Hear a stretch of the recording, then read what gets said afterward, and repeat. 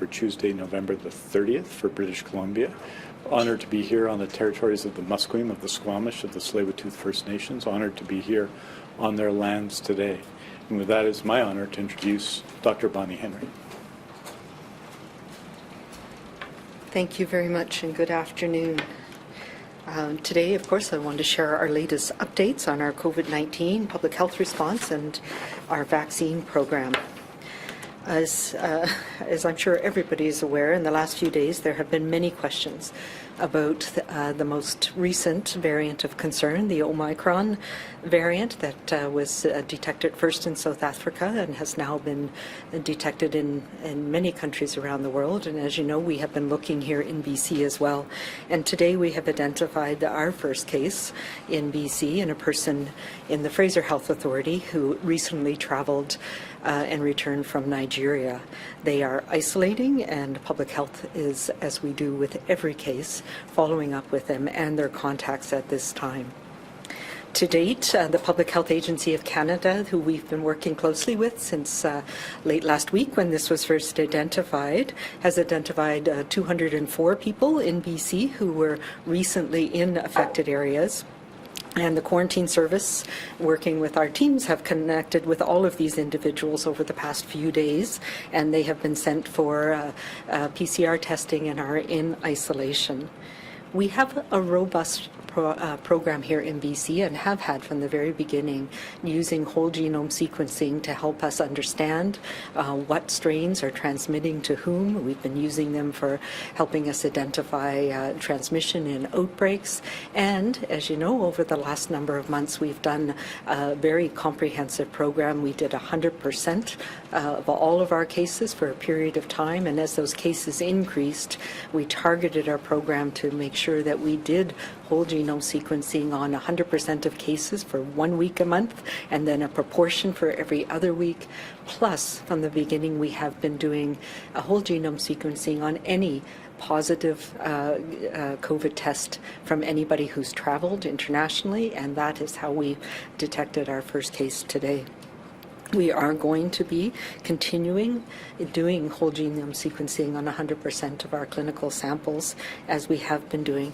And I will say as well that we did, especially when this new variant became known, we did look back at all of the whole genome sequences that we have.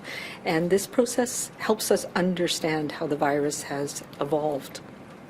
And we can be confident that we're not seeing widespread transmission of this variant in BC yet. We know that that these concerning mutations can arise, and where vaccination is low in parts of the world, they can spread rapidly. It reminds us as well that this new variant of concern reminds us that we are in a global storm and that it is not equal everywhere around the world. And equal access to vaccination is something that's going to be important for us to get through this. So there is still a lot we do not yet know about the Omicron variant, and it will take some weeks for us to get sufficient data to understand. And this will entail careful surveillance, which is one of the things that we're doing in Canada and here in BC, and enhanced whole genome sequencing, as I've mentioned, and epidemiologic studies to help us understand who is being infected, whether it's causing more severe disease. These are the things, the data that we need to understand if this virus is going to be, this strain of the virus is going to be more transmissible than the ones that we've seen so far.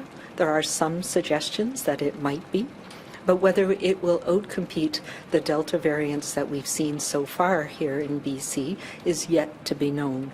So that's, of course, the AY25, 27, and a smattering of the 4.2. Whether it causes more severe illness is something that is also still unknown. And whether vaccines are less effective or people are more likely to be reinfected after being infected with a Delta strain, for example. These are the questions that we will be working with colleagues across the country and around the world to help answer for everyone. In the meantime, the Government of Canada acted quickly to put in restrictions on travel to try and slow down the introduction.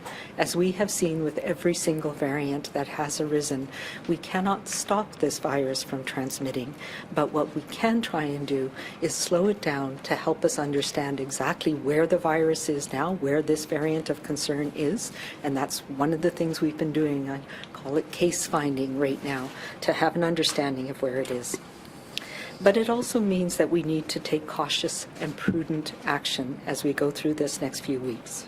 Here in BC, we are fortunate that we already have many protective measures in place, but we must anticipate and plan for the worst, even as we hope that this strain will not cause the havoc that we've seen with some others.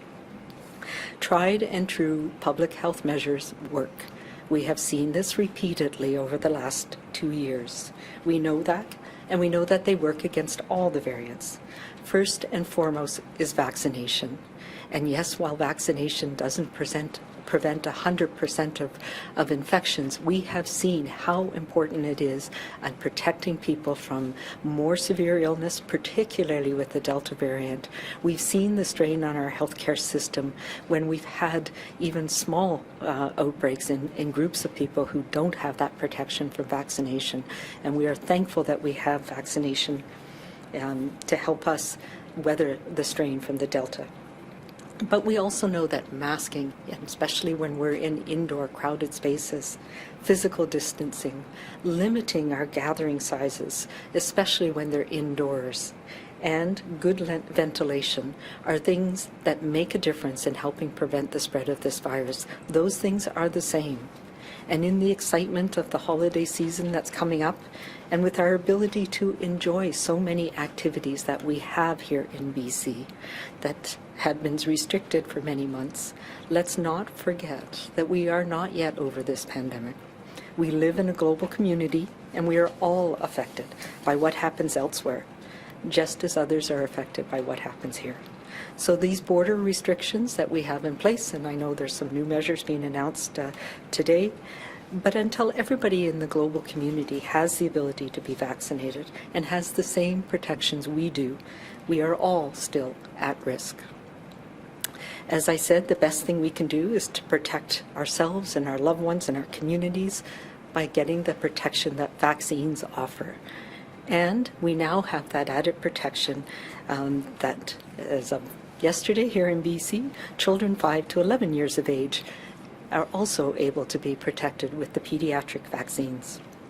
We wanted to ensure that every parent had access, and as you can imagine, here in BC in particular, it takes some days for the shipments to come from Ontario to us, and then for us to be able to distribute them. And I just want to give thanks and kudos to our teams across the province. There have been extreme measures to try and overcome some of the geographic barriers that we have had because of floods, because of roads being disrupted, because of supply chains being disrupted, and it has been a Herculean effort, literally, when that some of our vaccines were actually flown by Hercules, and thanks to our partners to help us get those to places across the province. I had the wonderful opportunity to be at an immunization clinic yesterday in Victoria, and there was excitement in the room and relief.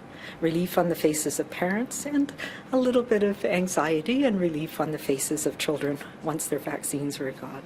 And to all of those children who got their vaccines yesterday and today and will be getting them in the weeks ahead, I just want to say you are all brave and vaccine heroes. And parents, now's the time to learn more about the pediatric vaccines and to get your children registered. And yes, you will get an invite, and they will be eligible in the next little while. I do want to remind parents and everybody that pharmacies are coming online to help particularly with the booster doses. And right now they only have the vaccines that are for children 12 and older. So you cannot get the pediatric vaccines out of the pharmacies at this point. And soon, though, we will have more pharmacies online across the province to support our booster campaign. I also want to put a call out to the many recently retired doctors and nurses and other healthcare providers and other immunizers who stepped up when this vaccination campaign started about a year ago. We need you back now. We can use you in our clinics across the province. We've been stretched, as you know, in our healthcare system, and we could really use the support of immunizers. So I encourage you, if you have some time, to connect again with the health authorities and to come back and be part of our wonderful vaccine program again. Given the heightened concern with this Omicron variant of concern, I would like to remind everyone about the importance of using all of our layers of protection as we head into winter and into the high days and holidays ahead. This includes washing your hands regularly, keeping our groups small, choosing outside instead of inside, and staying home and away from others if you're sick. Having vaccinated people only, particularly if it's an inside gathering, or if you have elders or seniors or people whose immune systems are compromised. We need to protect them through this highest risk transmission season. I also want to clarify the provincial health order on masks. It requires everyone 5 years of age and older to wear a mask in all indoor public spaces. This will become more and more important, and we've seen that around the world as people are dealing with this new potentially increased transmissible variant. It's an important measure that we all need to adhere to here in BC. And as we enter this holiday and winter season, I am amending the mask order to include a requirement that participants attending worship services, including choirs, must wear a face covering, a mask, during services. These masks can be removed for eating or drinking to allow for ceremony activities, and readers and celebrants can remove them if distancing is in place during the celebration of the ceremony. As well, I am adding to our events and gathering orders a requirement that worship services must be limited to 50% of seated capacity unless all of the participants are vaccinated, in which case full capacity or 100% can be used. The province, as you know, has a proof of vaccine card available for faith services to use, but will allow flexibility for you and your congregations to work with congregants to provide proof of vaccination by other means. And I know that many faith services have done this already, and many faith leaders are working with their own communities to make sure that we have these measures in place to protect people over this period of time. As well, I want to update people on the additional restrictions that have been in place in interior health, and with the decrease in transmission and the leveling off of our hospitalizations and the strains in communities, the additional measures in place in interior health will be repealed as of tonight, and the current restrictions that are in place, both the mask mandates and the gathering and events orders that are in the rest of the province, will apply to all of interior health. So that means that you can have 100% capacity when the vaccine card is being used, for example. In addition, the northern health restrictions, the Chief Medical Health Officer in the north has reviewed the restrictions that are in place there, and we've been in a transition period, as I've mentioned, over the last week and a bit, to try and ensure that we are having restrictions that are commensurate with the risk in those areas, as well as the strain on the healthcare system. And so Northern Health will be revising their orders, one to have an expiry date of January 31st of 2022. The order will cover all of Northern Health Authority. It will include that bars and nightclubs remain closed. Restaurants must continue to end their liquor service at 10 p.m. Given the situation in the north, there is still no in-person worship services being allowed at this time, although drive-in services will be permitted. Social gatherings at private residences will be for up to 10 people inside or 25 people outside if people are fully vaccinated.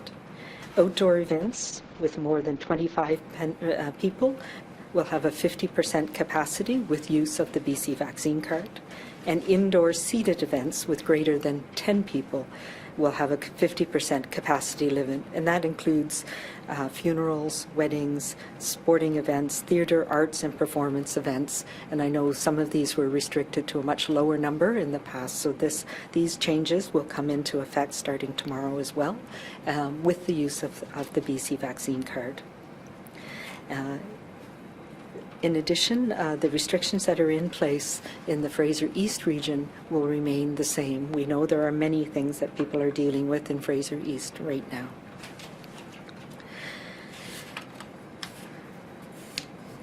So this is a lot for us to think about today. I think we are reminded that we're not out of the woods yet with this pandemic, and we are in a most difficult and challenging time. And people in British Columbia across our province have been tested repeatedly, not only by the pandemic, but also by nature, as we continue to see today with the ongoing rain and flooding risks. The days are darker and colder and shorter, and we're spending more time indoors, where this virus continues to spread more easily. At the same time, our risks remain high globally as we see transmission in countries that don't have access to vaccination, where variants of concern like Delta and now Omicron emerge. Despite this, we see every day the strength and resiliency of our communities across BC, and we persevere. And there are rays of hope. We know now that being able to protect our younger children is a really positive thing for families across the province. And we've seen the support and heroism from our neighbours, from our first responders, and from our healthcare workers. And you have my gratitude. We also know the more people who are immunized, no matter what age, the safer we all are. And it's one less thing for us to worry about as we get through this challenging time together.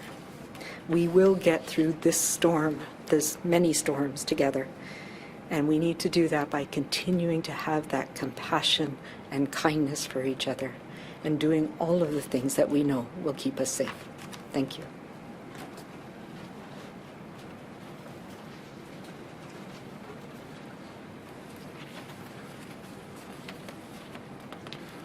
Thank you very much, Dr. Henry, and I wanted to start by saying that I'll be providing a number of updates, some of them shorter than usual today, because there is, of course, a significant number of questions that may come from what I'm saying, what Dr. Henry's saying, so we want to give you some time for that. I do want to say that a year ago, the independent review of BC Healthcare, led by Dr. Mary Ellen Turpel-Lafont, was released. In plain sight, addressing Indigenous-specific racism in BC, BC Healthcare confirmed widespread Indigenous-specific racism, stereotyping, and discrimination within the healthcare system in BC. We will be responding to this in more detail later today, including efforts to address the recommendations in her report and to create a culturally safe healthcare system for all, including where we're making progress and where there's more work to do. I understand Mary Ellen Turpel-Lafont will be releasing her own response as well, and that should come at approximately 3 o'clock. I can also report to you today on the vaccination rates within the BC Public Service. As you know, vaccination is a term of employment within the public service at this time, adding another layer of protection for government workers and the people they serve. The vast majority of public servants, like the vast majority of British Columbians, are fully vaccinated. As of today, more than 98% of BC's public service employees are partially or fully vaccinated, and 97% are fully vaccinated. A small number of people will have legitimate reasons why they do not get vaccinated based on a medical or other condition. And we have received a small number of accommodation requests. It's 0.72% of the workforce. Those are being reviewed on a case-by-case basis. I want to thank the members of the public service who have been vaccinated in such massive numbers for all they're doing to protect themselves, their coworkers, and the people around them from COVID-19. I also want to note with respect to vaccination that we're at 4,212,517 first doses, 4,056,228 second doses, 419,163 third or booster doses. I just want to put that in context because people will often think back 6 months ago or think back to when they got their first dose. But about 6 months ago, about at the end of May, we saw approximately 200,000 second doses. So the work on third and booster doses is significant and positive.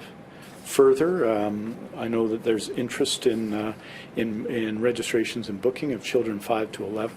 114,106 children 5 to 11 have been registered in BC for their vaccination.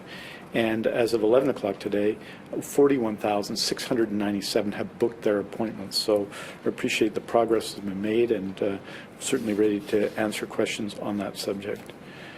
Next, I just want to note that the federal government made an announcement at 1 o'clock, which all of you will, I think, be interested in.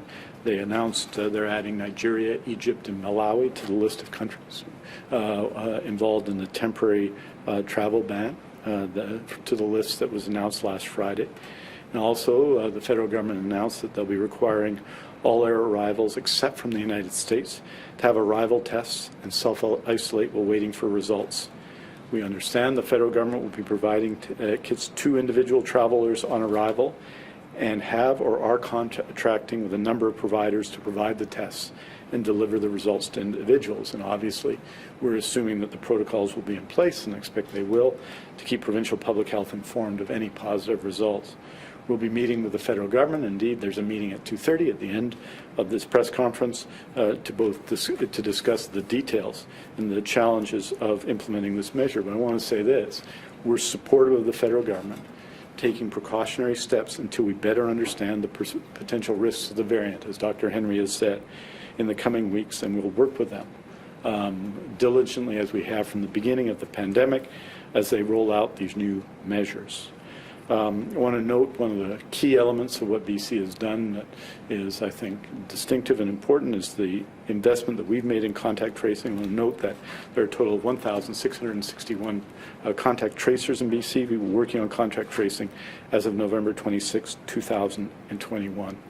Also a very challenging time for our healthcare system. I just want to note, we be up to date on capacity and the number of people using our healthcare system. Just to say that we have, as you know, 9,229 base beds in BC. We have 2,353 surge beds in our province, and as of today, we have just over, I think it's 9,302 people who are inpatients in BC hospitals. In critical care, we have 510 base critical care beds, 218 surge critical care beds, and the number of those in critical care in total is 489.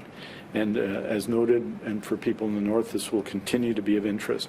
144 critical care patients have been air transferred out of Northern Health. 113 of those have confirmed to have COVID-19. And finally, with respect to surgeries, note that from November 21st to November 27th, health authorities postponed 230 non-urgent scheduled surgeries. That's 16 in Fraser Health, 17 in Northern Health, 4 in Vancouver Coastal Health, 25 in Vancouver Island Health, and 168 in Interior Health. No surgeries were postponed in the Provincial Health Services Authority. Cumulatively, from September 5th to November 27th, there have been 3,451 surgical postponements.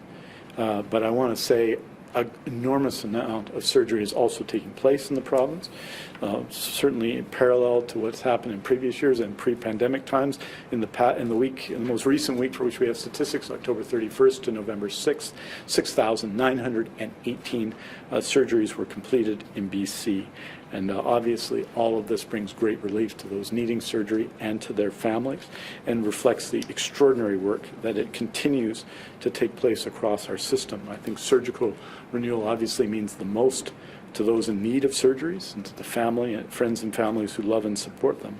But I believe it's also a statement of resilience by our extraordinary healthcare teams around the province, by communities, what we need to continue to do in our healthcare system while dealing with the challenges of 2 public health emergencies and other extraordinary challenges that we're dealing with, such as the implementation of the In Plain Sight report. No matter the moment being faced in our BC pandemic, those who deliver surgeries to those who need them show us achievement that adds to our appreciation of welcome moments and lessens the weight of those that challenge us. It simply does. It is, I think, an example in which we can all find strength.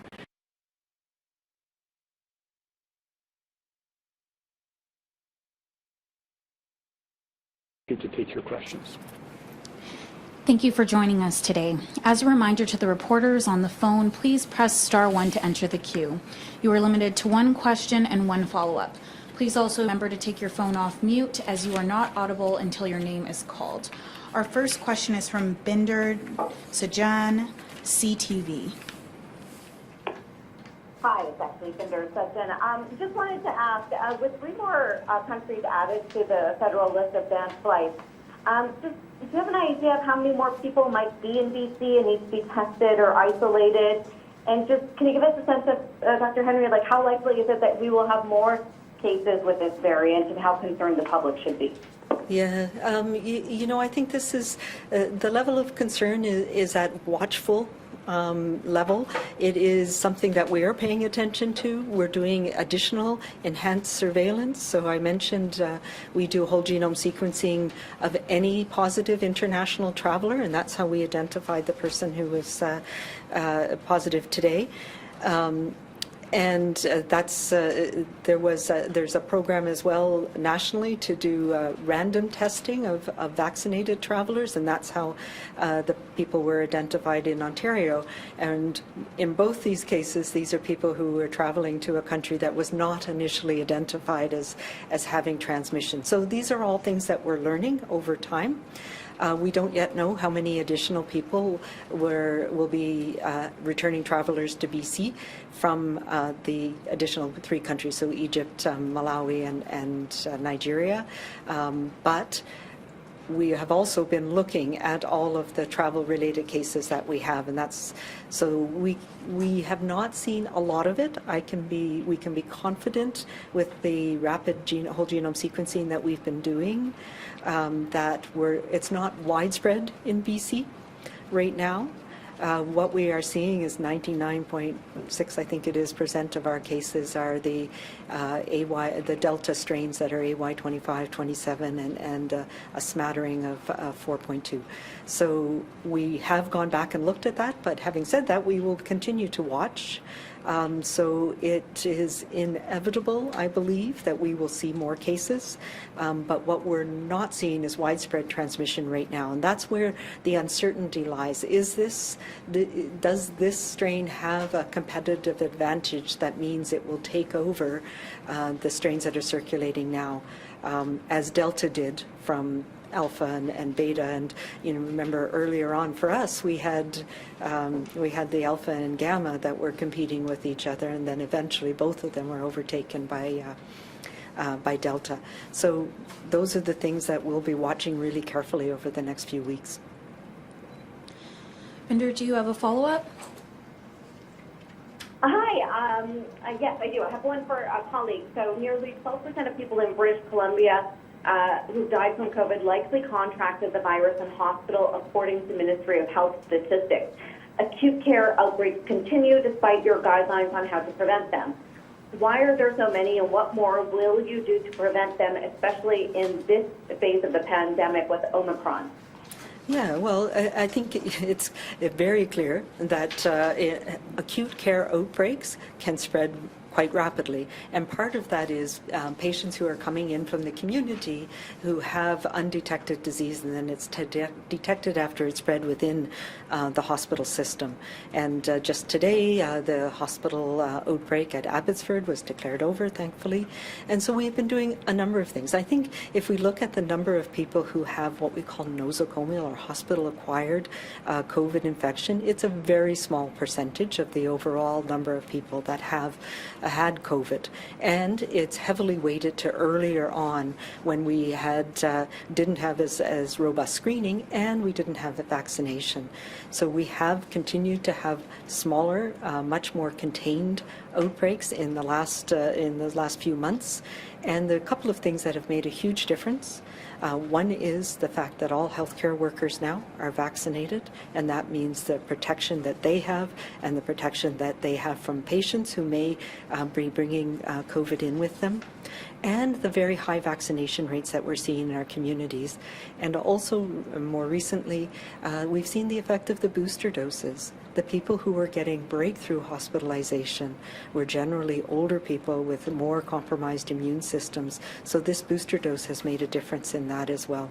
So that is not the only thing. The other important things, of course, are paying attention to personal protective equipment. That's why we do require people to wear masks at all times in the hospital, both healthcare workers and visitors. The fact that visitors need to be vaccinated to come into our hospitals because we recognize how challenging it can be, particularly in some of the wards.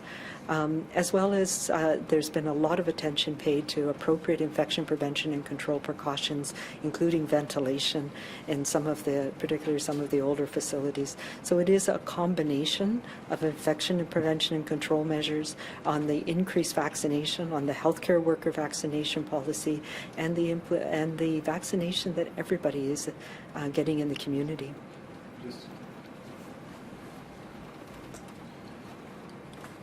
Just one short thing to add, Binder. We have today, as of today, 4 acute care outbreaks in BC. I think maybe 3 after Abbotsford. 2 long-term care outbreaks active in BC, and 1 in assisted living. The 2 long-term care ones are at George Derby, at Peace Villa, and then 1 at Laurier and Prince George. And you see the effect of mandatory vaccination here compared to where we were before. In the end of October, we had approximately 20 long-term care outbreaks, 6 acute care outbreaks, 3 acute assisted living outbreaks. So the impact of the measures that have been taken, both mandatory vaccination, booster doses, and the efforts that have been made with respect to visitors have had a real effect. In long-term care, of course, just about all of the residents are vaccinated, the vast majority now 3 times. Staff have all been vaccinated 100%, and visitors are all vaccinated. It's slightly different in acute care because, of course, a disproportionate number of new patients related to COVID-19 are coming into the hospital and vaccinated to get the care that they need. But that said, the steps are effective, and what we're seeing is, especially in long-term care, and nobody, I can tell you, is more grateful for this than me, but than anybody who knows anybody in long-term care, to see that we're down to, again, to a small number of long-term care outbreaks. And obviously it continues to be a concern at George Derby and Peace Villa, but you can see the progress that's been made in part related to these measures. Our next question is from Richard Zussman, Global News. Dr. Henry, the federal government, as part of their announcement they made today, says they've asked NACI to look at new guidance around boosters. What could this mean for British Columbia in terms of our booster program? Do you think that there should be changes made to boosters considering the new variant? And, what's your guidance as we head to the holiday season? Should families download the BC Vaccine app and require their guests to show proof of immunization before showing up for a holiday gathering? Ooh. That's a toughie. Remind me about that one. Okay, so the first part around the National Advisory Committee on Immunization, we at the Council of Chief Medical Officers of Health have been meeting with them regularly, and they came out with recommendations, and they've been doing it in pieces. So they've been looking at first they looked at people who are immune compromised and whether they needed a 3rd dose to give them adequate protection from the primary series, and then they looked at who was most at risk and needed booster doses to start with. So what they have been looking at over the past number of weeks, and what we expect to have discussions with them later on this week, is the general population. So people who are immune competent and younger and not necessarily at higher risk. As you know, here in BC, we have already made a decision around everybody 18 years of age, actually 12 years of age and older, though booster doses aren't yet approved by Health Canada for younger ages. But anyway, we've also already made a plan for our booster dose approach, which essentially focuses right now on those at highest risk, so healthcare workers as well as people over the age of 70, where we're trying to focus on making sure they get them. Because we started early with that group of people, we know that they're the ones having the most breakthrough, as well as they often had the shorter interval. So we'll get some more details from NACI later this week, but I believe that that they're likely to, we'll look at them for advice around intervals, and whether there is any need to change an interval. Right now, we're looking at 6 months for most people, and the vaccine effectiveness data that we have from BC, from Quebec, really supports that. So I don't think it'll change, but everything is new. We are looking at the information that's coming around Omicron, and as I mentioned, it really is a bit too early to say, but within the next couple of weeks we'll have more information on that. And I know I've been watching the UK has made a decision to move up booster doses for younger people, so it will be a discussion that we'll be having in the coming days, and more information by next week on that. In terms of whether you should use the BC vaccine card, it is something that is there to help you. And I think many of us trust our family, especially if we're having people over. And I know many people have recounted to me that it is challenging sometimes when you have family or friends who may or may not be vaccinated and you might not know. So what I encourage everybody to do is to have those conversations. It is important for people, especially at this time of the year, to continue to take these precautions to protect those who are most at risk. So if we're having family gatherings and we have people in our family who are elder, who are seniors, who have immune compromising conditions, or we're concerned about catching this virus, we know it is here with us. It's going to be here with us for a long time, and vaccination is our best protection for those who are most vulnerable.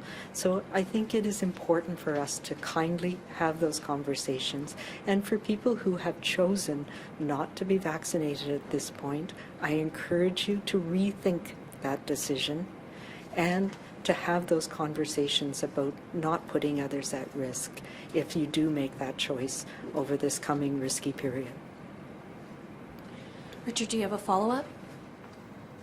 I do. The World Health Organization has come out with some guidance around travel restrictions, ultimately saying that the sort of blanket travel bans don't really work. They're also suggesting anyone over the age of 60 or with immuno issues should not be traveling internationally right now.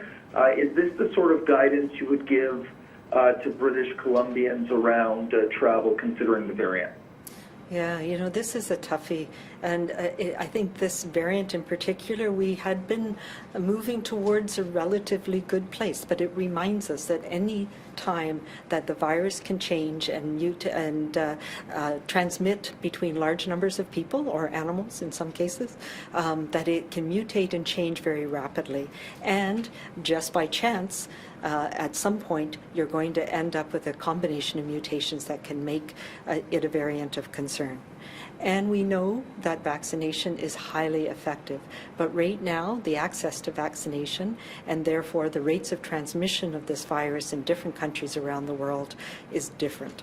And yes, we're seeing rapid rise in cases in some countries in Europe. We're seeing it in parts of Africa, South Africa right now. We're seeing it in Southeast Asia. So I think we need to understand this virus is everywhere. And if you're not, we're all likely to be exposed to it, more likely if you're traveling to a country where transmission is going up. And if you're not protected through vaccination and you're older or your immune system is not working as well and you may not get as much protection from vaccination, you need to understand your own personal risks when you travel. So I do think it's a reminder to us that things can change very rapidly during this pandemic, and people have been stranded. We know there's healthcare workers who've been stranded. There's our national field hockey team is stranded down in South Africa. So these are all the trials and tribulations of travel right now internationally. So that is a personal risk that people need to take or make. But I think the advice about your own personal health risk is an important one to consider as well. Our next question is from Lisa Cordasco, Vancouver Sun. Hello, good afternoon. Given the Omicron variant, will you apply the precautionary principle at the Whistler Blackcomb ski hill to order proof of vaccine in order to ride the gondolas, as many have been urging? And if not, why not? You know, as with many specific things in specific businesses, I think that's not my role. My role is to provide different businesses and how to do their business safely, and I would encourage people who ski at Whistler to make their views known to Vail, who makes those decisions. I will remind people that you need to be vaccinated to travel. You need to be vaccinated to go into any of the restaurants. The BC vaccine card applies in many of those places. The masking mandate applies, and that is enforceable at places like ski hills as well. Lisa, do you have a follow-up? Yes, thank you for that, Dr. Henry. For a colleague, wondering how likely is it that we will see crowd restrictions at sporting events and large games if the new variant is more transmissible? Yeah, so those are the things that we need to balance amongst the other measures that we're taking to mitigate risk. So we know now to go to events, indoor events, anywhere in the province, you need to show proof of vaccination. And right now that means you need to have fully vaccinated. And so that is one of the important ways we mitigate risk. The other important thing, of course, is the other things that I've been talking about all along. You know, if you have gone to a country where there's increased transmission, if you've been exposed to somebody, if you're feeling unwell yourself, you need to stay away from these places, and we need to make sure that we take all of those precautions that keep us from passing this on to others as well. But right now, I believe that with the masking mandate that we have in place, with the BC vaccine card, and with the high rates of immunization that we have, excuse me, the measures that we have in place with the gathering and events order should be sufficient to get us through this winter and this holiday season. Excuse me.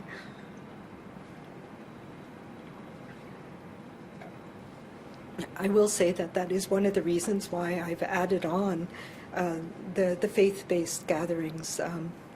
Just knowing that risk is increasing as we're gathering indoors, that we tend to go to more faith-based gatherings over these holiday seasons, and making sure that we are doing additional things to make sure we're protected in those situations as well.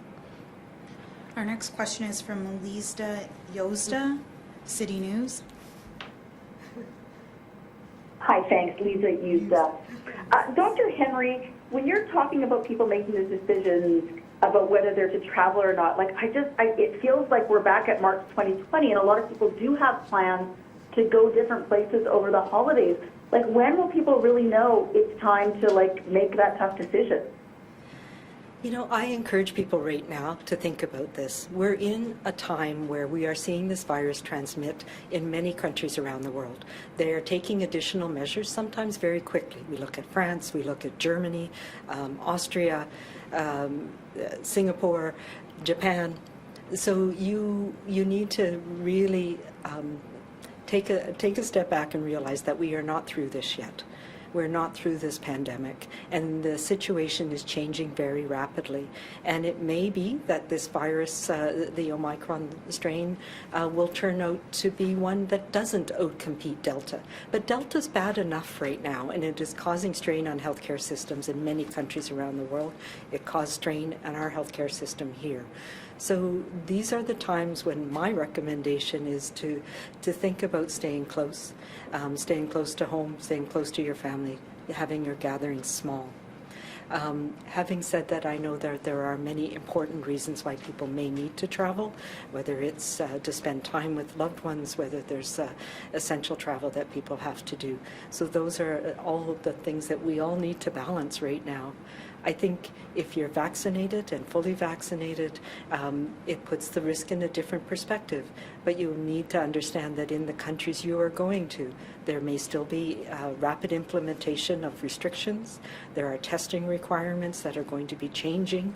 I know in many countries in Europe, there's still a lot of testing that's required, and that is also a financial cost. That's the situation we're in right now. Here in BC, we've also been through an awful lot in these last few months. So I know sometimes that means people need to be with family, but I would encourage you to keep it small and keep it close to home. Lisa, do you have a follow-up? I sure do. With the new border restrictions that the federal government has brought in, it's very noticeable that they're not requiring testing for people flying into the U.S., so it seems pretty easy for someone to fly there and fly in. Isn't that just a massive hole in the protection, or how do you work around that? Would you like to see testing for people who are coming in from the U.S. as well? Do you think that's coming? Yeah, I suspect, I don't know the details. As the minister indicated, we have a meeting following this to understand more about what the intent is. But I will also say that we are still requiring pre-arrival testing. So that is still in place, even from the U.S., with the exception of people driving across the border for very short intervals. So I think that's important. We know that the pre-arrival testing from the U.S. is very reliable, and that's one of the reasons, perhaps, why the U.S. was not considered, and also that we have a lot of travel across these borders. So I know that this will be under some discussion in the next little while, and I don't have all the details right now. Our next question is from Moira Wyton, Tai. Hi there, thank you. Moira Whiten from the Tyee. My question for Dr. Henry, we saw the Delta variant really thrive third wave and the fourth in the fall. What is being done to make sure BC doesn't repeat the other variant-driven waves we've seen? And, should British Columbians be kind of mentally or physically preparing to see a fifth wave and a fifth peak in the province with this new variant? I think there's a couple of things that I tried to outline here, but the number one most important one that protects us all, that protects our healthcare system, that keeps us from getting really sick is vaccination.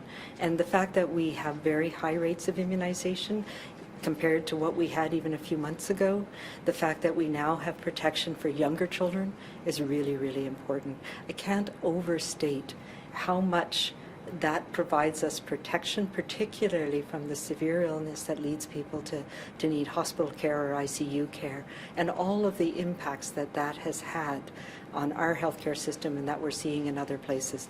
That is still our number one best tool to get us through this. So the booster dose program that we have, the vaccine mandates that we have, and taking that with the other moderate what am I trying to say, restrictions that we have in place with our PHO orders. So not forgetting that the public health measures that we know will work against this variant too. So that means wearing our masks, it means cleaning our hands, it means keeping our distance, especially not having crowded indoor spaces with many other people. Do you have a follow-up? I do, thank you. Late in last summer, the Government of Ontario's Science Advisory Committee said that, or estimated that up to 90% of unvaccinated people in Ontario could be infected with COVID by the end of the following year if kind of current restrictions and transmission levels stay the same. Does BC have any estimation or modeling around how many of the still hundreds of thousands of people who are unvaccinated can expect to be sick, and what the impact of that will be or would be on BC's healthcare system's ability to function? Yeah, so that's a moving target, and I think what we can see that, and we see that in children 5 to 11, and actually it's one of the reasons why it's so important to immunize that age group, for example. That is the largest age group of people that are not yet vaccinated, and we saw a rapid increase in cases. And yeah, I think we would see, we know this virus is endemic now, which means it's circulating in the community, in many communities. We can no longer contain it with some of the measures that we had early on. So it is inevitable that if it is transmitting in a community, that the vast majority of people who are not protected through vaccination will get infected. But we can reduce that risk absolutely dramatically. Even if it's not 100%, we reduce your risk of getting infected if you've been exposed by 70, 80, 90%, depending on how long it's been since you've been vaccinated. But the other thing that we know is that we reduce severe illness even more than that, because it's not just it's the other parts of our immune system that help us prevent severe disease as well. So yes, we have some modeling. You've seen some modeling that came out just this week looking at vaccination rates in communities and transmission rates in communities that came out from the Simon Fraser group.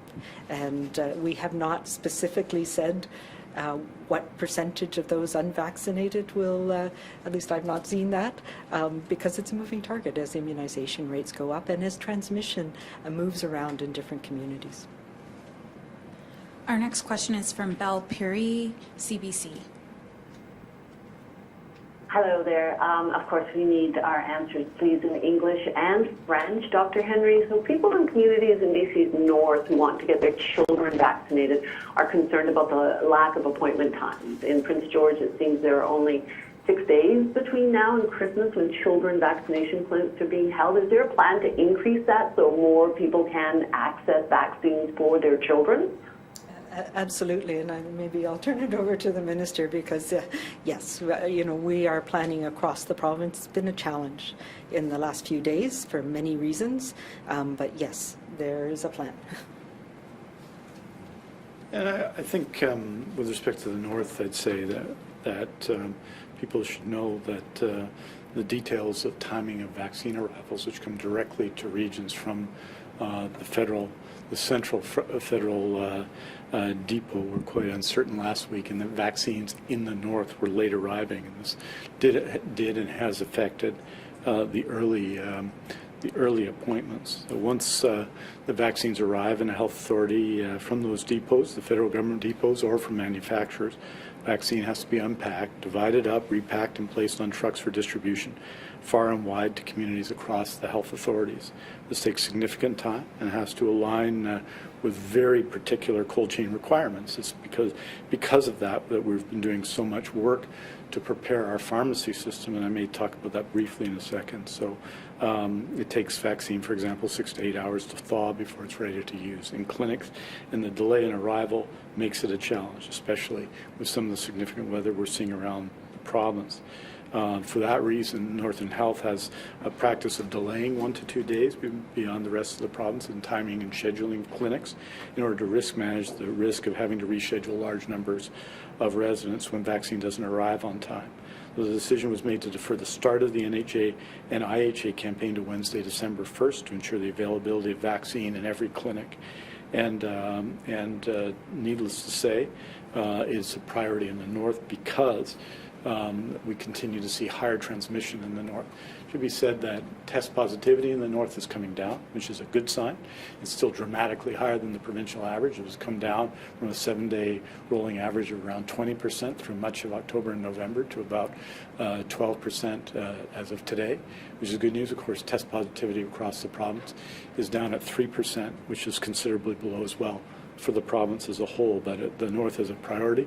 We've made, I think, extraordinary progress in the north with our immunization clinics for first and second doses.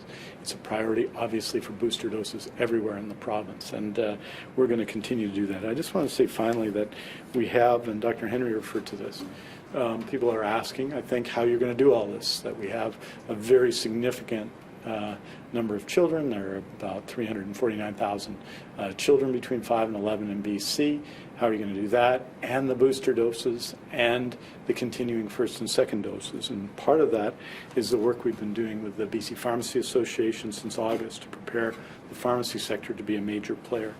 To date, and Dr. Henry referred to this, we have about 200 pharmacies able to offer appointments in COVID-19 vaccinations through IMS BC. By the end of next week, there'll be a further 300 added.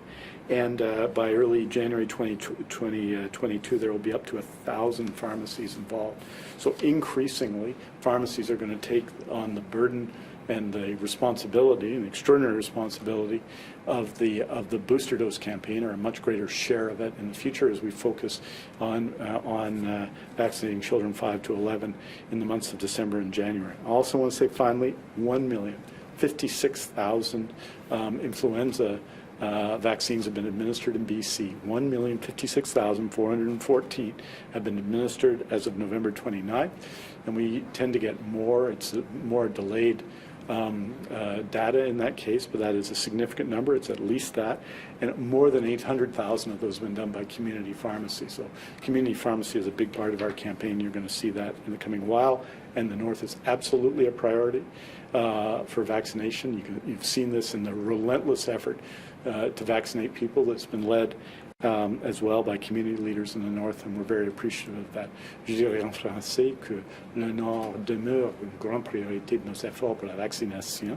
On a commencé 2 jours plus tard à cause de l'arrivée des vaccins au nord de la part du gouvernement fédéral, et c'est pas une question de responsabilité, c'est juste une fait, et on va travailler fort pour assurer que des enfants dans le nord vont avoir grande capacité d'être vaccinés. C'est important pour eux et pour tout le monde.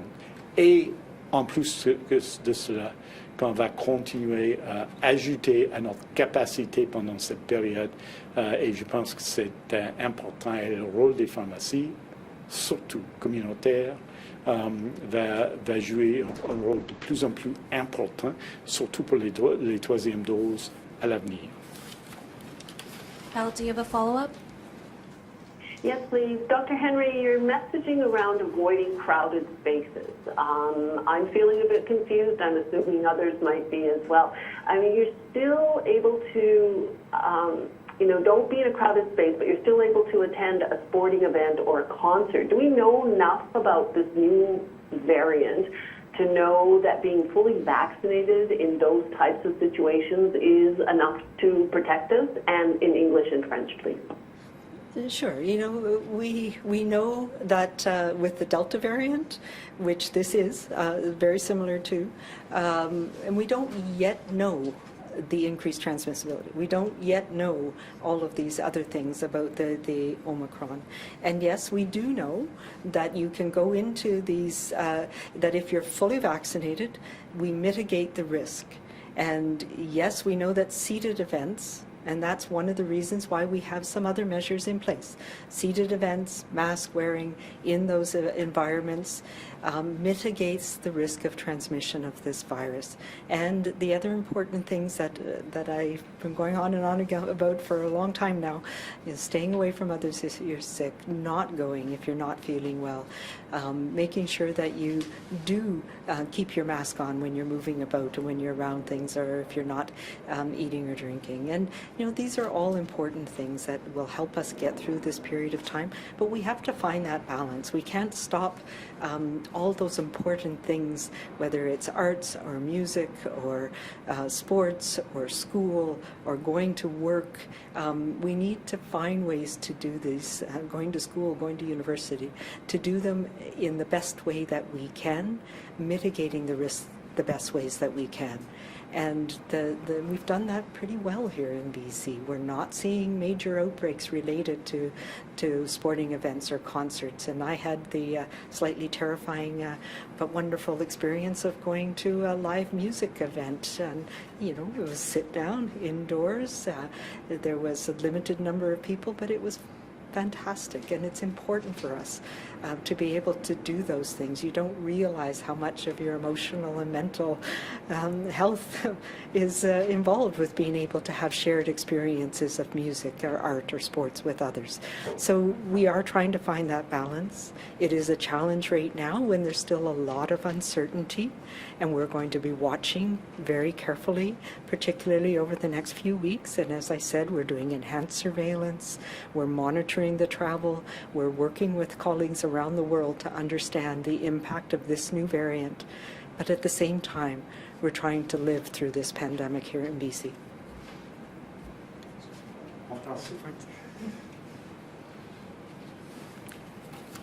Oui, on sait bien que on limite les risques de COVID-19 quand on est vacciné. C'est bien évident quand on voit les gens et le fait qu'on est 50 fois plus possible d'être à l'hôpital si on n'est pas vacciné. Donc c'est évident, bien entendu, et ça va continuer à être le cas aussi. Quand on est assis, on est beaucoup moins vulnérable. Dans ces conditions, dans une audience à 100% vaccinée, et en même temps, quand on est ici, on n'est pas en train d'aller ici ou là, comme ça se peut quand on soit debout. Je pense que ça fait une grande différence. Et donc, il va continuer à être important d'analyser l'évidence, mais cela étant, ces mesures sont les mesures nécessaires. C'était le cas au commencement de la pandémie et c'est le cas maintenant. De laver des mains, bien entendu, d'être vacciné, bien entendu, de porter un masque, bien entendu, et d'autres mesures qui peuvent limiter votre risque alors qu'on continue à participer à des activités très importantes dans la société. That's all the time we have for today. This concludes today's event. Thank you everyone for joining.